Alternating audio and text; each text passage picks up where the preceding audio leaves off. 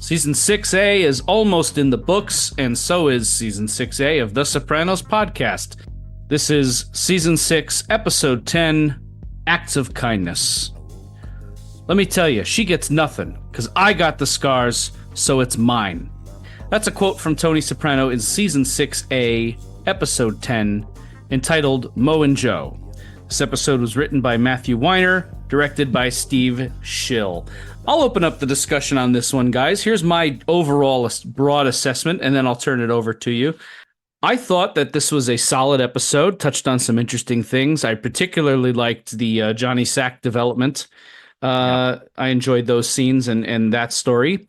And as someone who's following Janice more closely this watch through, I enjoyed that dynamic as well, and I liked the deep dive exploration so late into the show into some root causes of what's going on in their relationship. But I will say also overall, I felt that the general momentum or energy of this episode was not quite what I would expect of something this late in the season. I don't know if you agree with me or disagree, but we'll get into it. I'm Chris D'Amato. I'm Paul Mancini. And I'm Jordan Hugh. And this is Mo and Joe. Guys, initial thoughts and impressions. I liked it. I think it's a really strong episode. I think it gives really meaningful updates to most of these threads that we're following late into the season. It's an entertaining episode, and it's actually very thoughtful. And I agree. It's enjoyable. The pace is certainly not breakneck, but it's far from a boring episode. It's really good. It's really invested. And I think we're going to be able to have some really good conversations on the deepening and maturing themes in The Sopranos, because this episode just revisits and doubles down on a lot, and in a way I think is good and is thoughtful. I agree. I think it's a strong episode in unexpected ways. 6A is just hitting different, and I have some thoughts as to why.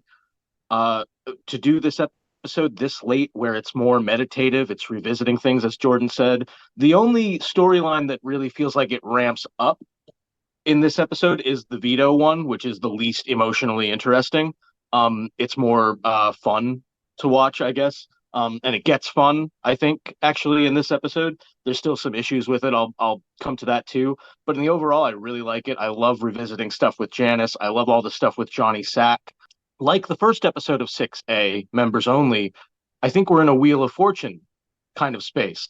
Someone else is down and you're up, but that's only for the moment. We see it happen with Sal Vitro. We see it happen with Johnny Sack.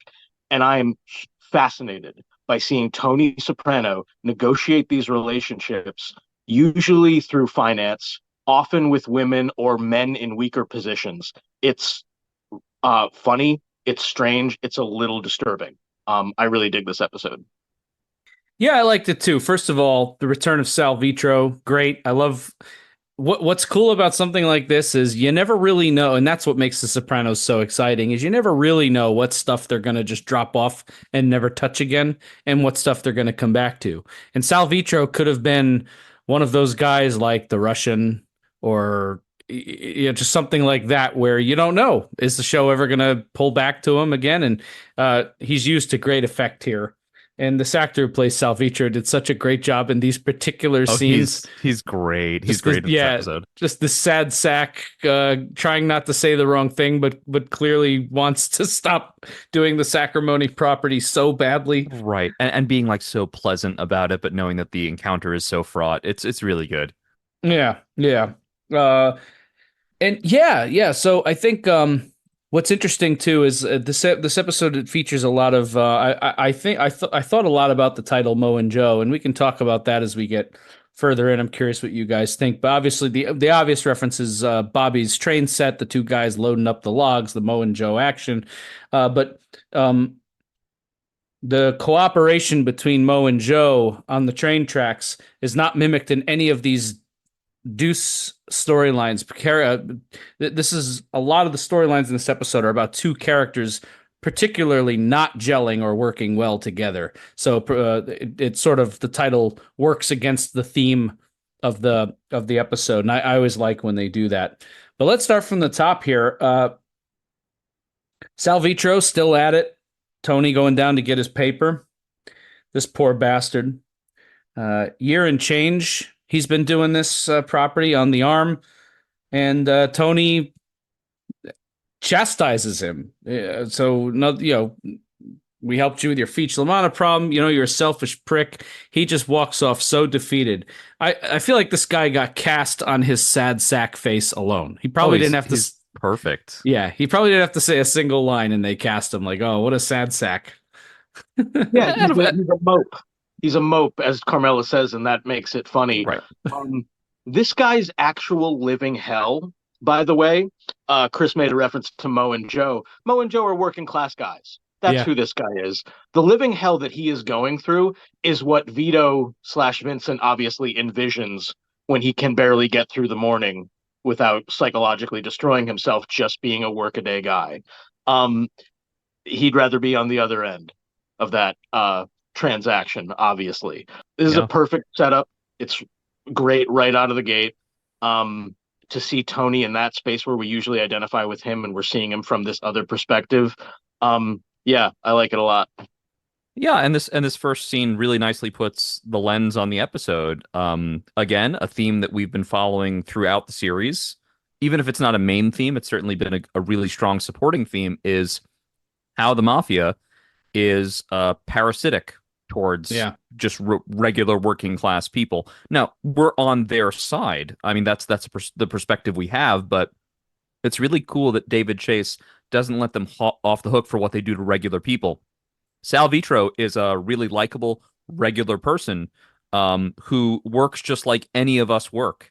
And he's just trying to get out from under them, and he can't. And it is played for laughs, but it is also just a really clear lens setting for, you don't want to become Sal Vitro. This is what Vito is trying to avoid, even as he's finding, I don't know, love in Dartford. So adding on to this theme of working class and where the gangsters sit, I have to admit, we find out in the next scene that Johnny's trial is rapidly approaching. It's been a little bit, I feel like, since we've had significant time with Johnny, perhaps since Mr. and Mrs. John Sacramone request, just by nature of what his current status, the fact that Phil has been doing things with Tony behind John's back, and given what happened in the wedding episode, Johnny himself has been a little bit diminished here in the series. So we're coming back to him. The trial's coming up. I have to confess, though, and I don't know if you guys will agree with me, when they go over his net worth at $5 million, for a guy like Johnny, I actually found that a little low. Is it? I mean, look, $5 million is more money than I will certainly ever see at once in my lifetime in assets. Sure. So it's a lot of money. I'm not trying to say like that's small, but it's I don't know. When I thought of Johnny Sack in previous seasons, I $5 million wouldn't be the number I'd guess. What does that say here? Right, and he spent $500,000 just on his daughter's wedding, by the way. I think 5 million, I guess, does seem a little low, but also we've discussed in past episodes, like, look at Tony's operation. Only Tony is wealthy. You know what I mean? And in the case of Johnny Sack, 5 million, but that's what he has that they can find. I'm sure he has other things in little pockets somewhere, other little investments, things like that, the cake with the marzipan flowers. Right, exactly. So 5 million is like what he has right now that they can find. I bet he's worth a little bit more than that, but I'm not sure how much these guys really become worth. I guess Tony has more money than him, by the way.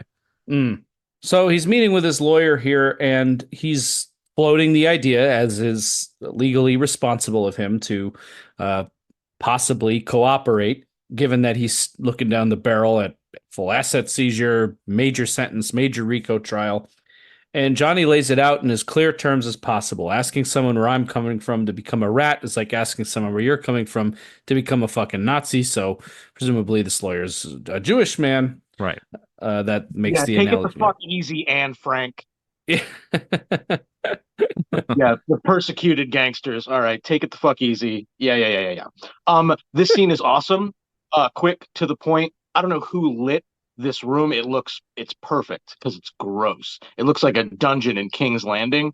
And not dissimilar to, I think, what you guys laid out about the financial situation.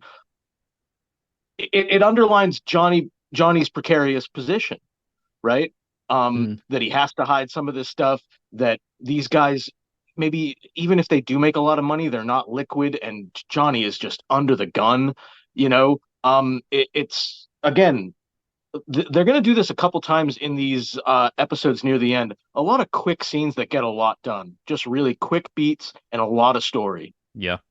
I know this is kind of jumping the gun a little bit, but it's funny that ultimately what Johnny gets reduced to, which is that they're going to take away pretty much most of his money. I think they're going to get like 4 out of the 5 million, putting him away for, I think it's 15 years.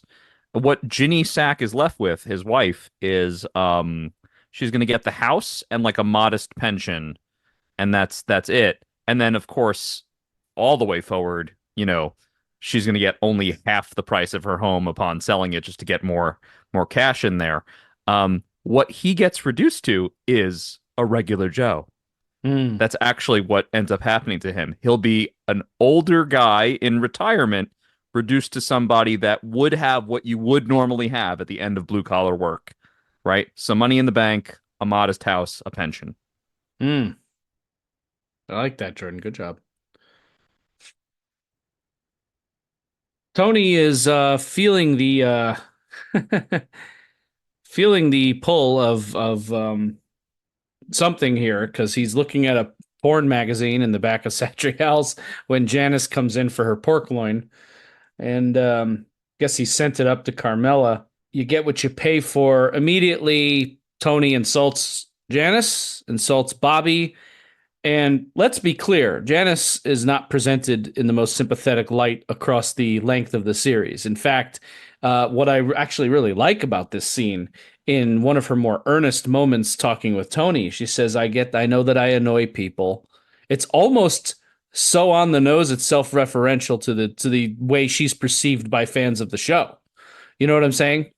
So, yeah. But he just, she calls him out. You never miss a chance to shit on him. You don't blame us that you got shot. You fucking blame us for something. You keep your foot on our necks. To be his age and not a captain, subject him to merciless ridicule. They bicker more about the train set. Tony's delivery of "he's a grown man." It's the bursting frustration, anger, hate for me. I annoy people. But in the hospital, I cried for you, and you can see it very briefly, very subtly chipping away at Tony's veneer. Yeah, he softens. He softens. But he still has to come back around. And again, The Sopranos is masterful at this, to take a character as annoying as Janice, and put her in a sympathetic position against Tony here, because she's right. And Tony admits as much later on in therapy, that Melfi asks him to follow up on his statement, and he says it doesn't matter because it's right what she said. So that's yeah. This is pretty interesting. And she walks out saying there's nothing holding us together but DNA. And Tony even gives a little smile after she walks out of the room. Thoughts on this start to this through line? Well, it brings their relationship to the center, and as viewers, it brings their relationship to our attention. It's a lot more honest than some of their interactions have been, and we kind of get into a place where, yes, between this and between the first therapy scene, we're getting to the heart of the matter between Tony and Janice, which has become one of our most valuable relationships on this show. I think, for once, Janice is having a rare moment of not being totally ridiculous and blowing things out of proportion, which takes us off guard. And actually, the big clarion call to that this is a scene that's going to speak directly to viewers is what you said, Chris, which is that she's almost speaking directly to the viewers when she says, I know everyone thinks I'm annoying, right? Or I know that there are things that are about me that are true. And it opens up this sort of honest spot in Tony, and it opens up great conversations in therapy. So, yeah. This is a great scene. It's very brief, but there's a shot at the beginning establishing where you don't hear what Janice is saying, but she's telling off somebody who works at Satrial's. So she's an idiot. She's making a scene in her brother's front operation, just to stew not, obviously. She is annoying. It happens, she says in the scene, "I'm your sister." The guilt trip intonation is exactly like Livia saying, Hmm. "I'm your mother." It's deliberate, but it's presenting Tony with an opportunity to treat every day as a gift of a certain kind, and he can't fucking do it. That's the point. Yeah. Obviously, you guys are quite right. It's like, and this is happening now in a couple of scenarios. I'm going to come back to it, but instead of everything ramping up like tension, like we're going to go to war with New York in the last two episodes, like we did last season, again, Tony is presented with opportunities to make some better choices, and he usually doesn't. He usually makes the more selfish ones. Yeah. So it's a great setup. It is funny, but I guess like the other stuff, there's a darkness to it. Great point, Paul. And we are going to come back to this in this episode, and I think even a little bit more as 6A progresses. But it is a very interesting situation to have a show where the lead in the sixth season, especially a gangster show, lacks a certain driving momentum towards anything, right? It's sort of like he just really wants to be left alone and do his thing and enjoy his magazines and sometimes it's a magazine out by the pool, sometimes it's a porno magazine in the back of Satrial's, but he really just wants to be able to enjoy this gift he's given, and everything in his life just keeps kind of jostling him off the tracks. Yeah. It's an interesting dynamic, that's all. It's just like if I'm going to pluck from Boardwalk Empire, the theme of which is how much is enough, and man's inability to sit in a room by himself being the cause of problems. Tony really just wants to hang out here, and life keeps throwing shit at him. Right. It's pretty good. So we're moving the action back to New Hampshire with Vito, and he is What a thrill. Sorry. he is not the first time this episode caught not working by Jim, and Jim makes the realization he's not a writer. He's been drinking. He's on the phone looking for slot machines or video poker, whatever the hell he's doing. They go out, they argue, admits that he's from Jersey with a contracting business, and he misses home. You think I was looking for you? Wife, kids, all that stuff. And he only lies once. He says he's divorced, which is a lie. Everything else he tells the truth, I think. Yes. Yeah, well... And he doesn't overtly mention the mafia. Right, yeah, he leaves out the mob. He doesn't explicitly lie about it. Right, but he says he's divorced from his wife, which is, of course, not true. Right. So Jim ends up offering to get him construction work. And despite the initial shock of this, he seems willing to work with it. We'll come back around to it. But this... the developments in this sequence in New Hampshire are going to be more and more moving in a particular plot direction as this goes. So we'll come back around. Yeah, this scene is as Jordan said, he lies once. I do like this element in The Sopranos. This is very Sopranos, that clearly this scene is about them getting closer, but he lies during it. I love that. The scene's also got a couple things that I, as usual, don't like about the Vito storyline. As Jordan said last time, something seems too easy about this. Like, the guy starts like this is a huge problem, and by the end he's like, move in with me and I can get you work. That's one thing. The other thing is Ganascoli's work. Two kinds of scenes that are really hard for him, I think. Big emotional ones, and anything with male sexual intimacy. He looks a little uncomfortable to me, frankly. But the line, like, I don't mean this to be cruel, but if anybody wants to know what, again, I don't love about this story, watch this scene. Watch the part where Vito says, I miss home so bad, my heart's a fucking lump. That's the best take they got. Mm-hmm. You do this scene for like hours. You get a number of takes. You get a number of opportunities. That's the best they could do. Not good. Yeah, I agree with you, Paul. And the other actor, the one playing Jim, who I like, I think he's doing what he can. He is playing it. I'm sure he was directed to play it this way, that whatever Vito tells him, he almost looks like he already knew. He's given a lot of like affirmative head nods. He's given like a lot of like closing my mouth because I suspected this was the case. But yeah, he's just getting thrown a lot of fucking bananas. I don't, what can you do with the line deliveries? I don't know. I think that I ultimately have come around to Paul's initial diagnosis of this, which is just this actor's just not up for the task here. We're gonna get into this more. I'm not gonna harp on this, but what I am excited about is during our retrospective, this subject in particular. Now that the podcasts are out there, a lot of people have chosen to weigh in on it. So I think we're gonna have the big Vito storyline. Did it work? Did it not? Why does it work for people? Discussion on the retrospective. So I won't bog this episode down in it any further, but yeah, all right, interesting. I mean, you guys are not alone in your opinion. I'll say that.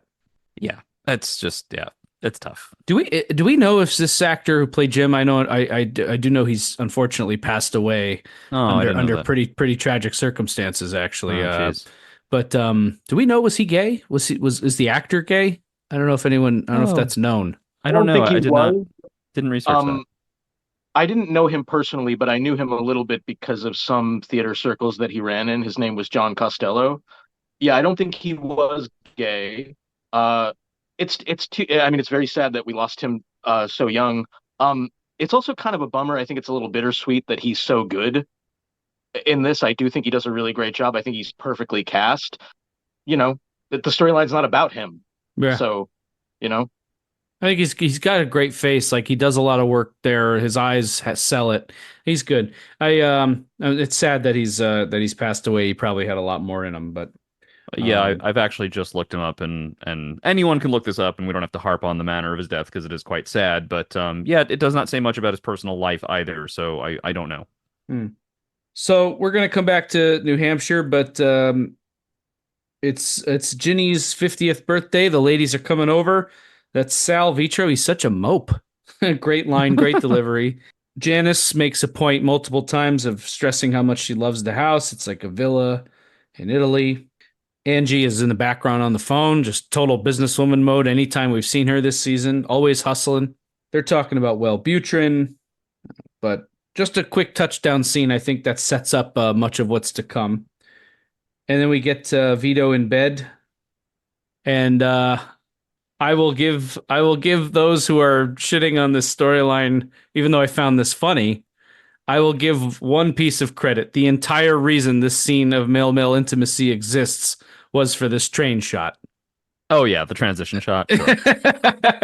I laughed, but that is the only reason the scene of Vito and Johnny Cakes kissing in bed exists, is so that he can flip him over. What is that expression on Vito's face when he is flipped over? What is that expression? He goes blank, his eyes go wide. What the fuck is he doing? Well, I don't know how else to put this. How many times has this guy taken it in the ass? I mean, is this a relatively new experience for him? No, I assumed he was a bottom. No, he's allegedly a bottom. That is how he's put out there. Yeah. I mean, as far as we know, so a lot. So I don't know. Don't you think he'd be like more excited about this or something? Just an odd shot of his face. Maybe Paul, help me out here. I'm fucking drowning over here. No, maybe Paul. No, I think nope, Jordan, you're quite right. As Jordan said, just something would have been better than what we got, because what we got is, this is the part where I turn over. Yeah, I don't know. This is the part where this is the part where we do the shot from North by Northwest. Fine. The train. Let's go. Bobby Jr. doesn't give a shit about the trains. He's mouthing off to Bobby. We're going to come back to this in another scene. Bobby mentions the title, Mo and Joe. Check out the Mo and Joe action. He even offers to crash some of the trains for Bobby Jr.'s amusement. We can crash it. But Bobby's just, nope, he's out. Yeah, well, Bobby Jr.'s got to get out of that house. Yeah. Yeah, he is mouthing off. He is not being respectful of his elders, but one of the elders in this house is Janice, and we can't forget that. Right. That is a teenage boy, and Janice is his stepmother. Get out of there, kid. And the last time we saw him back in season 5, this was such a sweet kid, and now he's just like, get me, I need to turn 18 as soon as fucking possible. Yep. He is at that transition age, right? Like, it's very interesting that it wasn't too long ago that he worshipped his dad, probably. And then he's like pulling away in this scene, and it almost felt like he's starting to pull away, and then kind of when his dad gets injured, he maybe resents his dad's weakness because he shit talks him later. We'll get there. Yeah. There's a gray cloud on Carmela's face. She looks very anxious, very forlorn, very stressed out. And Tony wanders into the kitchen. She's been patient, the building inspector, the spec house. Tony finally goes to the Bing and gets Syl on the Montville building department. So after months and months and months of Carmela trying to get the spec house approved, Tony finally takes some action on it. We're going to come back to it. This character, Anthony, has really made something of himself this season. He's a fun addition. Ginny's brother, Anthony, the optometrist. I like him. Yeah. And He's got like kind of a cuteness about him. Yeah. He's a fun character. He's got a personality. I like when Tony teases him about the pen. It says told for your ears only. Oh, is that why you didn't get a pen? No. Still has to tell him he's fucking with you, Anthony. Very funny. And then he drops this plot line where John is trying to sell off this heavy equipment company in New Orleans. For context, folks, this is in the year after Hurricane Katrina. They mentioned it earlier in the season, but New Orleans was ravaged by that event. There was months and months and months and months of recovery. And in many ways, the city never fully recovered as it was. And just a terrible event. There's a couple museums, I think, down in New Orleans that actually chronicle what happened in Katrina. And it's worth checking out if you're ever down there, in addition to the fact that it's just an awesome city and with great food. So you should go visit for that reason also. Absolutely. But needs Tony to lean on the owners, and it's time to sell. So they're much mirroring what Phil did with the vitamin truck in the last episode. They're going to spare Phil Leotardo the specifics here. Tony endorsing Dick Cheney for president of the fucking universe. Very funny. And we're back in New Hampshire with Vito sleeping on the job. What's this, a siesta? He's become like allergic to an honest day's work. Is really right. what's happened. Yeah, I gotta say, and I do like that they used his real life hip difficulty for the character. They didn't just say, "Oh, he has a strange gait." It's like, no, he needed hip surgery, and so yeah, I like that they did that. Yeah. All I could write about this next scene where Tony and Carmela get a little short with, or Carmela in particular gets a little short with Tony over the news of the new contractor, and Tony sticking up for her father. I thought of the place that Tony and Carmela were before the shooting, where AJ and Meadow were gone, and they were going out to eat and enjoying each other's company, and right. And then post shooting where they were really sweet to each other, really nice, and it's all of that warmth in the first part of 6A between Tony and Carmela. Don't get me wrong, we've seen Tony and Carmela in some dark depths. It's not hostile, but that warmth has faded. That post-shooting, that pre-shooting vibe they had going where things were looking up and feeling good between them, and their scenes were fun to watch and had a sweetness to them. That's gone here. Just completely sapped. Mm-hmm. Well, there's no dinner, right?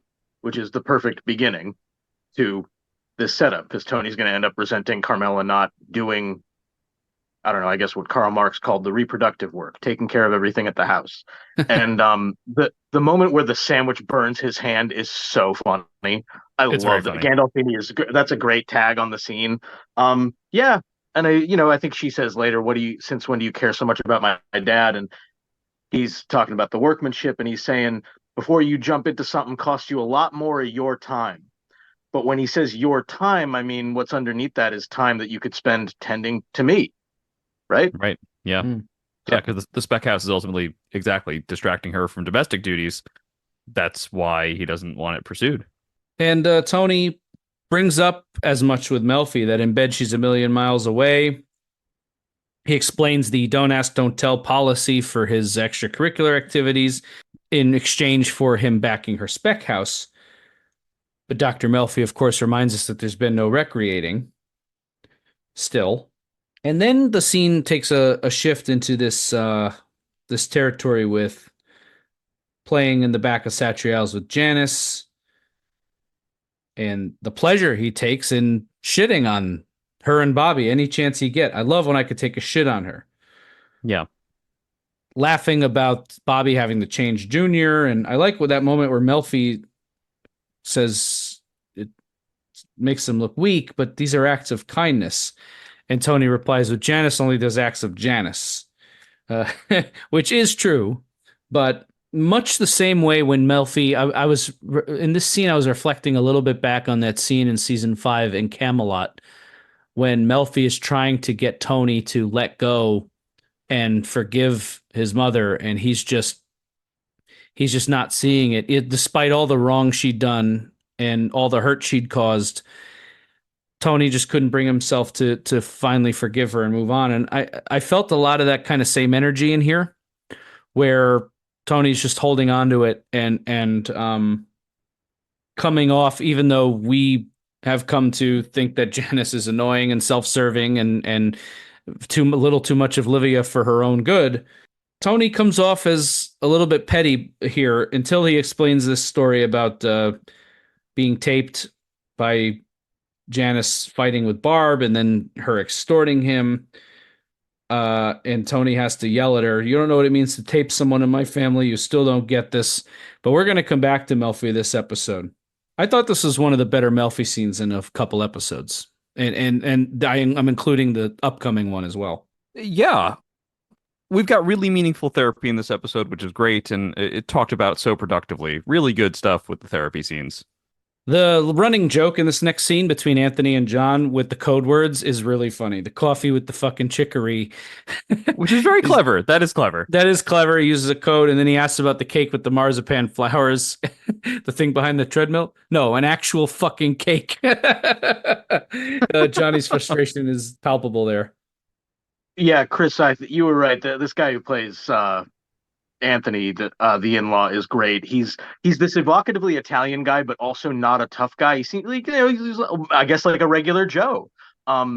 He's nice. I love what he says. I suck at this. When he says he can't do it with the code words. He finally just says AS. The way his eyes dart around is so funny. I love this scene. Yeah. The stuff behind the pool. Yeah, right. Yeah. Behind the pool. Quick touchdown scene in New Hampshire. We know Jim is on the volunteer fire department and he's going on a call. Vito's going to go with him. Okay, but stand clear. They go on you think almost that Vito would enjoy that more, right? Because he's like sort of bored with life in Dartford, right? So this is like how it gets any kind of exciting. Yeah. Well, and as we find out even more in the subsequent scene, the excitement lacking is starting to get to Vito here. So he's looking to go with Jim, and he's actually proves himself a little useful. He's able to cut off the electricity to the building in a safe way, while the firefighters go and rescue the people in the guy in the basement. Jim doesn't take it well. They get into a little spat here, but end up at the bar after. And Vito is the hero of the day, Vincent rather, as they know him. Talks about possibly joining the department, and Jim's use of the word commitment is pointed because he knows that Vito is flighty and not prone to easily committing to things, and he really drives home the point that if you're going to do it, you got to do it. And so there's some layer to that there. And Vito's trying to keep the party going. I used to be this guy. Now I'm out the door before the stroke of 9 if I'm out anywhere. Oh, absolutely. I want those plans to end as soon as possible. But, hey, guys, run from the night's just getting started. 11 o'clock, 12 o'clock, totally reasonable time to call it, depending on, what it is you're doing. But no, he's missing that. He's missing the bada bing lifestyle. Not so much the girls, but the late nights, the action, the drama, the Jersey stuff. Yeah, he used to have good luck at gambling. Yeah, right. So of course he's like, say, yeah, $5 a dart game, right? Yeah. Yeah, he was always cleaning up at the card games. That's right. That's a great pull, yeah, Paul. Always could make money that way. Even though I knew what was going to happen here because I've seen the episode before, this is a rough scene, especially if you're watching it for the first time, where Bobby gets the slug in the eye. Because Sopranos is not above just killing off a major character in some random ass way like this. So Right. Yeah. when The Sopranos drops this on you, it's serious, and it's serious fast. But Bobby gets mugged coming out of the bookie by just some street kids in that part of Newark that the cops don't even go there no more. Gets a slug of concrete in the eye. We're gonna come back to that. This is the Wheel of Fortune again. Good week, walks out, gets mugged. I love that they're very young kids. It's like kind of, I don't know, more humiliating. They're young black men. I guess we had to have one boy who cried wolf moment. The guys always talk about unidentified black males, and finally some get Bobby. That's funny. Notice how they get Bobby down on the ground. They hit him with a pipe. They're dirty fighters, but these gangsters should expect no less. Yeah, interesting scene, funny and weird in its way. Bobby screaming, I'm sorry, is kind of darkly funny, but yeah, it's horrifying. And when it happened, I was like, oh shit, are they going to shoot him in the face? When I watched it the first time. So yeah, insane scene. Yeah, and humiliating, right? Because, so much of this episode is like at least commenting on Bobby's status and how he's diminished, and this just diminishes him further. And it is humiliating what ends up happening to him. I mean, thank God he isn't killed, but to now have to wear the fucking eye patch and everything like that, I mean, it really puts things in perspective for Tony in terms of like, wow, this guy's really not where he should be. Well, and this character's come a long way for us, the audience, but let's not forget the first time we saw him, he was presented as a sight gag. Get off my car before you flip it over, you fat fuck, right? That's the first Right. episode we meet Bobby. He comes out with the hunting gear and Pine Barrens. Tony laughs at him. So, yeah, of course, now that Bobby is going to have to walk around like Long John Silver with the fucking eye patch on. It's So Tony's meeting with these two guys from New Orleans. I like this One actor. of whom is played by William Russ. Correct. Yes. Legendary actor. I think he's done a lot of great stuff that I've enjoyed. He's probably, I don't know, what's he probably most known for? Is it For millennials, he's most known as the dad from Boy Meets World. Boy Meets World, But, right? I mean, he's Mr. done Matthews. so much television. Yeah. It is hard to even say what everyone knows him best from. Actually, he does a great one episode of Deadwood as Alma's father. He's great in that too. I love William Russ. He's a great actor.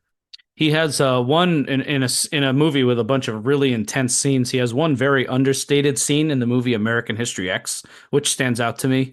Great. He's the father in that too. Yeah. So he's a great dad character actor, and he does really good at Nice. He does really good at a little smarmy, a little, biting and whatever, but he's a good actor, and it's nice to see him here. I almost kind of wish he had another scene or two, but good for him. He got the day of work with Gandolfini.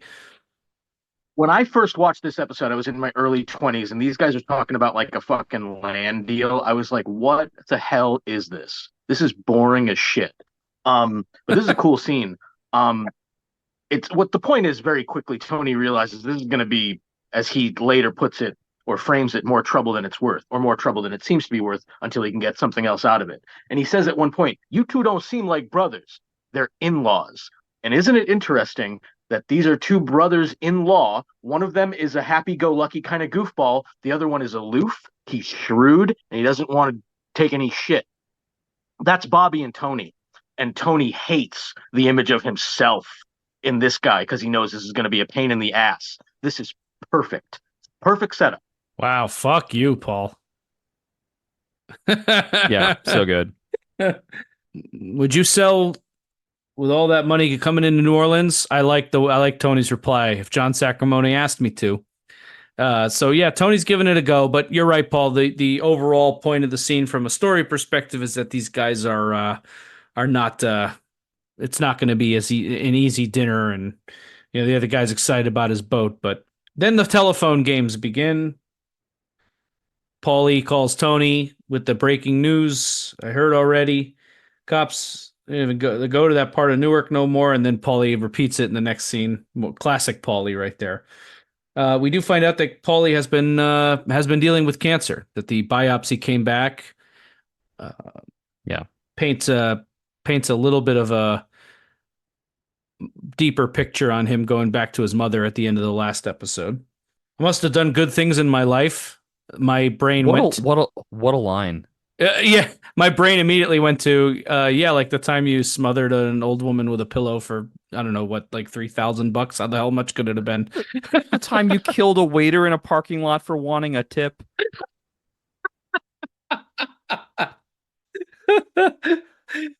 uh, but I do want to put a pin in this discussion because Paulie has done so many terrible things, and yet there is a for all his things that curse him, there is something of a horseshoe up his ass because he's getting chemo and he has all his hair still, and Right. that's Paulie's got to come in a million different ways and always seems to be doing all right somehow.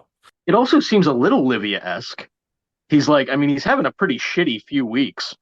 So he has to tell Tony about the cancer, but he's like gossiping about Bobby for once. Somebody's more of a schlemiel than fucking Paulie. It's obviously going to be Bobby. Scene in the back of the Bing. Again, Tony just can't not shit on Bobby, blame Bobby. It's his own fucking fault. And even the guys are looking at him like, damn, man. Everybody, that look Silvio gives Tony, like, Tone, come on. But the guys know Tony's full of it here. And Tony knows he's full of it here. Quick touchdown. The lawyers are negotiating whatever is going to happen with John. They can't quite agree. The assets, they go back and forth, but they're at an impasse. We're going to come back to the lawyers. Bobby's house, the recliner's broken. Bobby's drinking beer. Can't even be afforded that bit of control or dignity. Has to have Janice take it away because of the perks he's on. Or the Vicodin, rather. Domineering Janice. Bobby Jr. comes in. He hates the fucking Giants. Really mouths off here. And Janice has to come in and humiliate him again in front of everybody. Get your last report card, read it out loud to everybody. Woof. Brutal. Yeah, there's that aspect. There's also a little bit more subtly the aspect of Bobby Jr.'s frustrated because he can't watch the Chargers because they don't have the full cable package. There's the broken recliner in their living room. They're telling us in not very subtle ways that the two of them struggle with money in a way that they probably shouldn't for being so close to Tony. Like his proximity to Tony is wealth. So somehow his sister and his sister's husband and their family, they can't afford a new chair for the living room. Something's kind of wrong with that. No, we get our second therapy scene here. Tony describes what happened to Bobby. Quote, fucking crackhead animals. Then it gets back to Janice. Janice attracts drama. She creams over the misery. What a line. He describes her as built, beautiful hair. There was something to her. And then Melfi brings around the jealousy. Nobody wants a sister to be the town pump. Another how this scene is full of great lines. They have another conversation where Melfi is giving him, I don't know, is this more Freud basically? But the idea that Janice acted as some kind of early object of sexual tension or something here. But the now I want to fuck my sister. Well, what's interesting too about that is that she does not present that as something aberrant. Right. She presents it as something that is typical, even if it's subconscious. That, oh, okay, you're a young boy growing up with a sister of similar age. There may have been the undercurrent of something there that can stir some of these feelings up. He always reduces it to the most simple thing. Oh, you think I wanted to fuck my sister? But she's not actually saying that. No. She's saying that there's complications in this relationship that you probably haven't reckoned with, and it's all kind of tied into why you have these really strong feelings about Janice. But he can't really sit with that because it always comes back to him thinking like, oh, the time you accused me of wanting to have sex with my mother. Right. And again, it's not that he did, but his mother was more than just his mother, right? In the way that all these people have dually significant relationships to him, and he still hasn't figured out how to really reconcile that. But he gets closer. Beautifully stated, Jordan. Beautifully stated. He admires Janice for sticking up for arguing with the mom, but Tony always did what he was told. And why did he stick around? You're like your father's son, but what else did you inherit? My mother. And Tony drops our pull quote here, and it really gets to, I think, the root of a lot of Tony's issues with Janice, which is that he stayed and dealt with everything that he dealt with Livia while Janice went off and did whatever. I'm sure Janice didn't have as easy a time of it. Perhaps Tony thinks she went off, got laid, and had a great time. Probably wasn't a great time, but it wasn't being stuck with Livia, that's for sure. Tony was trying to do the right thing there, and he's got the scars from staying with Livia, and now Janice comes in and wants a piece. Tony's anger is very palpable here, and I really liked this. Paul? Yeah, I love this scene. I think Jordan's right on that there are things that block Tony from really getting there. I think he is trying. I thought it's just my interpretation that when Melfi said to him, your father's son, what else did you inherit? I think she still wants him to see some things from his dad that have marked him. Tony goes right to his mother, and relates, of course, all of her dysfunction to Janice. Again, I think, as Jordan was saying, kind of in an overly simplistic thing, it's like father, son, mother, daughter. So she's the one who's like Livia. But he just said in the last therapy session that he loves when he can take a shit on his own sister. Obviously, he is Livia-esque in his way. And it's why he's having a lot of his self-sabotage, and it's why he's having trouble with this. So yeah, and him looking at the reason I chose that pull quote was, of course, how this still owns him, how he can't seem to get over it, how now he's projected this weakness onto Bobby, and it's complicated by everything with Junior as well. Yeah, I agree with you guys. I think the therapy scenes are pretty dope here in this episode. They're the best they've been in a little while, or at least the meatiest because of what they're digging into, right? This relationship. Right. It's so important. It goes all the way back to his childhood. It's really amazing. Sorry, I don't want, and then I want to hear what you have to say, Jim. But it's really amazing that we've gotten this far into the show without this context on his relationship with Janice, and that it's actually been built in there the whole time, but it's finally being elicited in this way. That's just really beautiful work. I so agree. The only thing I want to say is that, when we get a weak therapy scene, which are not in this episode, when we get a weak therapy scene, they're weak because they essentially just recap what we already saw, and we don't always see how they are significant. These are strong therapy scenes because we have no other way to get this information. And that is refreshing and feels important. It feels like it drives something emotionally forward. In past seasons, not of late, we had some therapy scenes that felt like perfunctory, or that like, oh, they're kind of just repeating, reframing what we already know. But these access something in Tony, or suggest something to Tony that he has no other way to get. So they do feel more vital, and I like that they're still finding good stuff for the therapy this late in the show. Vito's cooking up a Jersey-style Italian meal, pork chops, vinegar peppers, sets up a nice candlelit dinner. Jim apologizes for being a dick and declares his love for Vincent, to which Vito replies, I love you, Johnny Cakes. Paul, I can tell by your face. I can tell by Paul's face he was deeply moved by this display of love, as I was. Yeah. He's giving a thumbs up. Paul looks so sour right now. I will say the next scene with his inner monologue is really funny. I think that scene is great. Yeah, so this little montage of trying to get through a workday is probably one of the best. I say this as probably someone who enjoys the New Hampshire stuff a little bit more than you guys do, for sure. This is the best thing to come out of the New Hampshire sequence, is this montage, because it's so relatable to anyone who has busted their ass for a day. Don't look at the watch, savor it, look at the angle of the sun. It's got to be very smart, well delivered. It's and that moment where he looks at the watch, fuck me. Just yeah, this is terrifically crafted and conceived. It's very good. And listen, I'm a bit of a heavy guy. Thinking about the lunch to come has gotten me through many a work day in my life, I'll tell you. Absolutely. Next scene, Jim wakes up. Vito is out. He fucking cleared out of there. He is gunning it. That's a good scene. That wake up scene, he's gone, is good. No, Because I was not trying to be funny. It was a okay, good scene. all right. I thought you were implying like because no, Vito's out I of New like. Hampshire. Well, I guess that too. But I like the Jim stirring awake, and he thinks the water's running in the bathroom, and it's not. And he just looks out, and it's actually a very striking image. The image of the car missing and the big empty patch in the snow. Mm. If you're particularly unfortunate in life, you've seen that yourself before, and it does evoke something. Mm. Johnny Sack is getting the deal. 15 years in prison, 4 million, gets to keep the house, Ginny's IRA, and he'll be out by the time he's 67. Joy golden years, grandkids. John doesn't want to give the allocution.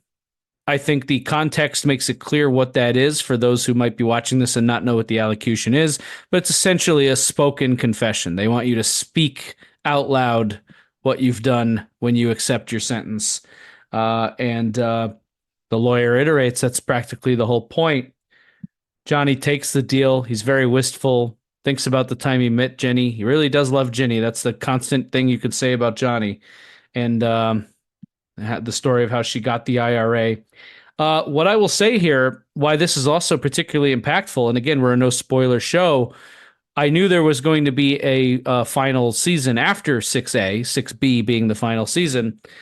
But for all intents and purposes, this late in the show, and I'm not going to confirm or deny, this could be the last we see of Johnny Sack. So it's especially potent. Right. Yeah. After the elocution, what else is there left for him? Right. That's it. I thought the deal was about as good as he was going to get. I'm not going to say whether I thought it was fair or not. That's not my place. I don't know the law. I'm not a lawyer. I will say that 15 years, considering all the murder he has done, seems, I guess, like about as good as he was going to do. But I will always put this out there whenever we have a sentencing thing on the show or whenever a character is getting their comeuppance. There are worse people on the show we've seen than Johnny Sack, so, and they don't get anything. So. The storytelling that has brought Johnny Sack to this moment has been excellent, I think. Starting with the arrest at the end of last season, he was diminished in prison, but still vital, still making deals. Then everything happens at the wedding, starts to trend downward, Phil undermining him, then Phil becoming totally the boss. And now it's just, as Jordan said, he's basically going to go to prison, come out a regular Joe if he's lucky. And, to underline that, it's a very, very sweet, as you said, Chris, he clearly loves Ginny. They met at Wanamaker's. She was working the tie counter. Wanamaker's was a real place. It was the first big department store in the United States before Macy's. Macy's took their business model from Wanamaker's, and Wanamaker's was started by a guy named John Wanamaker. John, he was the patriarch of this big family business. And in 1996, about 10 years before this episode, Wanamaker's closed down and got fanned out to a bunch of smaller operations like Kmart and Wegmans. This is exactly what happens to Johnny's empire. It goes to little satellites, and Tony gets his house for half price. Love that. Wow. That's very deep cut there, Paul. Good job. Vito's drinking and driving. Not good news. We're coming back to it. No mocha mix. Tony at home again, trying to just live his life. Carmela's shirking her duties. No fresh blueberries either. Yeah, and he's thinking about this mocha mix all the rest of the day until he pulls Silvio off of the building inspector job. God forbid he went and bought his own fucking mocha mix. This scene is fantastic. This is vintage Sopranos humor here with Meadow just crying, her relationship with Finn. On one hand, we have seen that Meadow and Finn's relationship is very strained at best in recent weeks on this show, but also this is so stupid. One of these things where she told him that he wanted to go do something, she told him to go do it, and he did. So clearly she has to torture herself with it for to the point of tears, and Tony is annoyed by it. The constant beeping of the microwave in the background. Microwave. Like he really he wants to go finish his thing. And her describing. That's such a good human moment because we've all been there where it's just like, oh, you want to talk to this person? You got food over there. What can I do? Do I eat my sandwich? Yeah. And someone you're talking to is not taking the social cues. And it's she's crying. She's It was good to talk to you about this stuff, your mother. And she just keeps going. And she describes herself as right there for him, and Tony can't handle it anymore. His thing is ready in the microwave. And says, when you're living in sin with some guy, living in what? And she storms off. And again, Gandolfini's delivery of the final line of this scene. Your mother about this shit. Did Also, you guys enjoy this as much as I did? Very much so. And the comment "living in sin," by the way, the fact that she took offense to that is it's just a figure of speech. It's just meaning like, oh, you're unmarried and you're living with this guy, but he wasn't judging her. He was just trying to put things together, and she flies off the handle and runs away. It's very funny. Yeah, it is all very funny. Also the fact that Tony is so selfish is there, but also how Meadow can be annoying. Like, do you have legs? You can't go get some fucking fresh blueberries yourself? Aren't you like 23? Yeah. So it's just great how it all comes together, and then to cut to Tony with Syl, so petty but perfect. And this is what prompts Tony to go to Syl and tell him to lay off the building inspector. Just hilarious. Tony does not want a repeat of this ever again. Right. So He needs his house in order. whereas that was classic Sopranos humor, this next scene is classic Sopranos, I don't know what you want to call it, misery, I guess. Just this poor fucking schmuck who's out getting his mail. You know, the second these cars collide, he's not getting out of this interaction alive. Oh, yeah. Especially with dialogue like, sold it? Who would do such a thing? He talks about the airbag. But yeah, Vito, again, just in case you started feeling a little bad for Vito and you forgot who he was, just executes this guy in cold blood in the front yard of his house. Veers off back to Jersey. Yeah, return to form for Vito, right? Right. This was one of the first significant things that Vito did on the show was kill Jackie Jr. Same format, shot to the back of the head. He is a come from behind kind of guy. So, and horrifying as the scene is, it's so weird because I mean, I don't like enjoy it, but at least Vito did something exciting. And it is weirdly funny, like when he's pulling the car away and he says, "Cocksucking cunt, fuck." Like, yeah, it's horrifying, but it is funny. Yeah. Well, and it's also exciting because it's a murder, it's a car crash, it's out in the woods, it's unexpected, he's drinking and driving, but it's also the oh shit, he's going back, and whether you like the Vito storyline or not, this decision he's making is going to impact a lot of other things. So you can be excited for it on that level, even if the New Hampshire stuff didn't exactly do it for you. Right.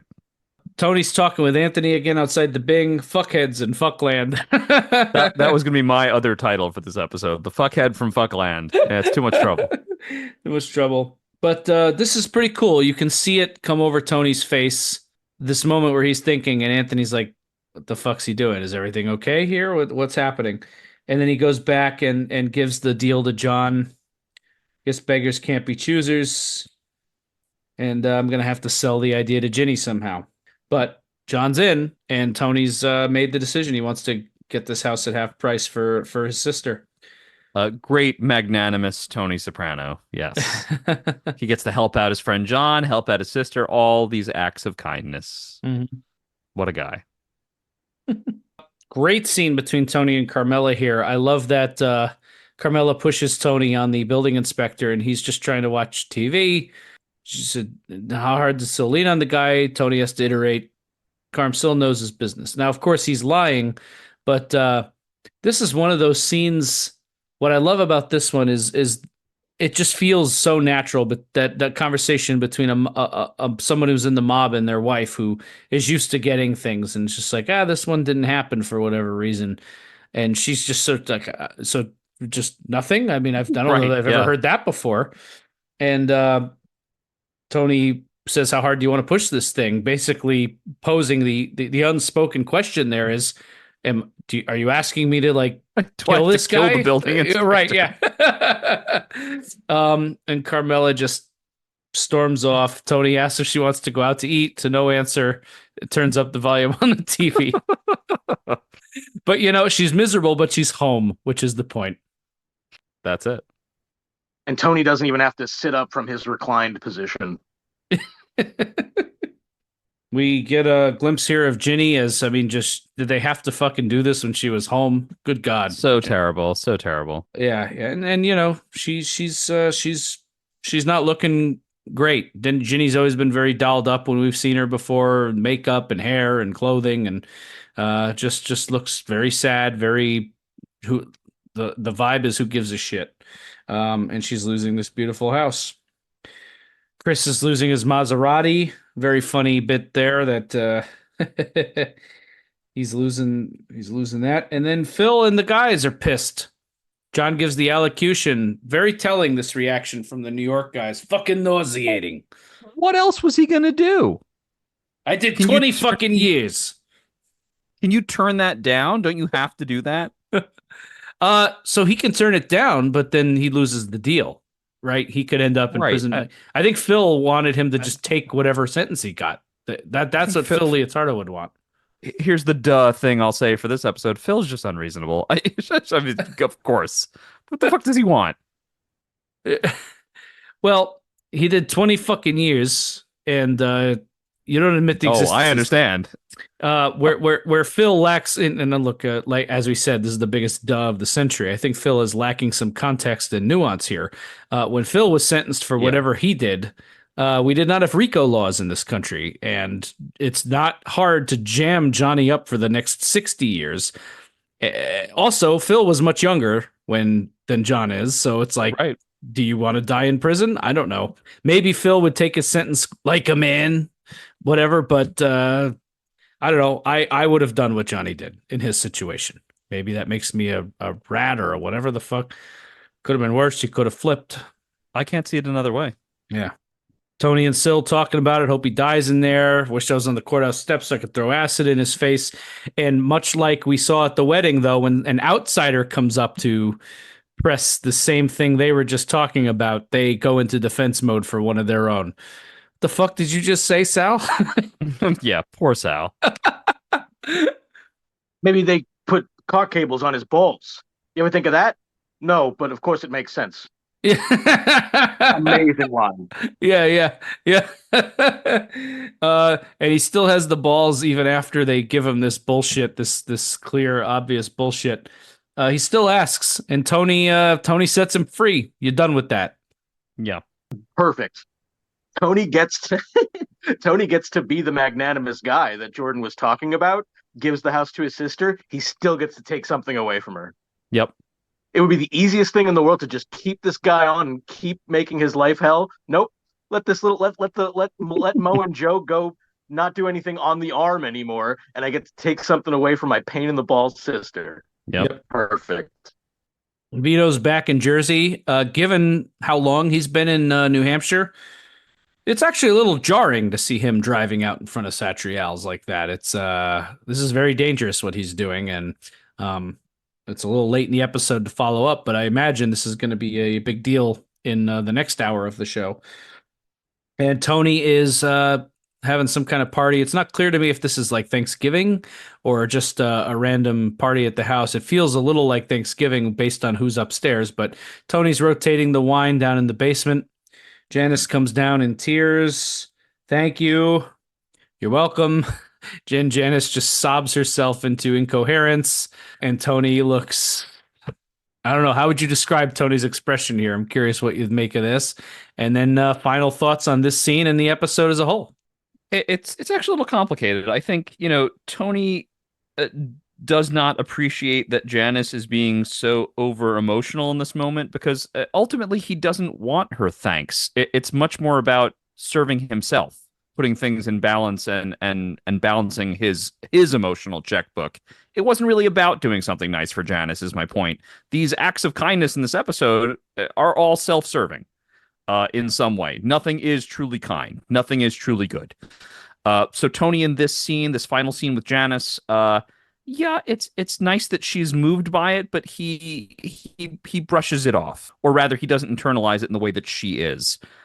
I think what actually hold my focus the most in this scene is that Janice is so wrought emotionally by something that's making her very happy, and it's kind of a funny line that he says, "Oh, she's happy. Carmela's comforting her." they don't know how to really process real happiness. Tony himself cannot be truly happy, but of course Janice has the more dramatic expression of that. It's a really great last scene. It really is. It's beautifully done. Janice has that line. I think it's Olivia kind of line, like no one knows what goes on in my head. Also, notice the sequence at the house where everybody's there for dinner. It seems like everything is back where it should be. Carmela's hosting Sunday dinner. So this is where Tony wants things, as Jordan said, to put his life in order. The acts of kindness or withholding them are done for yourself. And, it's vintage Sopranos irony. Chris, I think you were right. Tony basically wants to be left alone. And now his sister hounding him. What's even worse is his sister trying to thank him because she won't get out of his face. Perfect ending. Again, like a strange episode in a lot of ways, not what I expected. When I watched it 20 years ago, I didn't really like it. I really dig it now. I appreciate it a lot more. And here's what I'll say about the themes overall. 6A, as I said, hits different, feels like a different vibe. Came out of the gate, we're barreling towards death. Is Tony going to die? And then he comes out of it, and instead of the end ratcheting up and tensing up, as I said, it seems to slow down, actually. 6A has perhaps in its second half accommodated Tony's wish that every day be a gift, but you have to do something with it. As I said, he seems presented with these opportunities, but in smaller, quieter, nuanced stories, more intimate, I think we're seeing some uglier things in him. Starting with the ride, and now in this episode, I'm a little worried that this experience has not made him better, and it might be making him worse. Well, I'm not going to top that. I agree fully, and that's a great note. I want to end on that one. So, boys, thank you for a hell of an analysis. We got 2 left in 6A. I can't believe how little Sopranos we have left. If we include the final 9 in what remains, we're covering less episodes than than a whole season. Oh man, that's crazy. I can't believe it. It makes me very sad, but also excited because there's some really dynamite shit to come. So, thank you guys for Mo and Joe. I really appreciated your analysis on this. And next up, we have the penultimate of 6A, Cold Stones, a terrific episode and probably one of the best in 6A, if not in the back half. We'll talk about it. I'm Chris D'Amato. I'm Paul Mancini. And I'm Jordan Hugh. And we'll see you next time for Cold Stones. He's a grown man.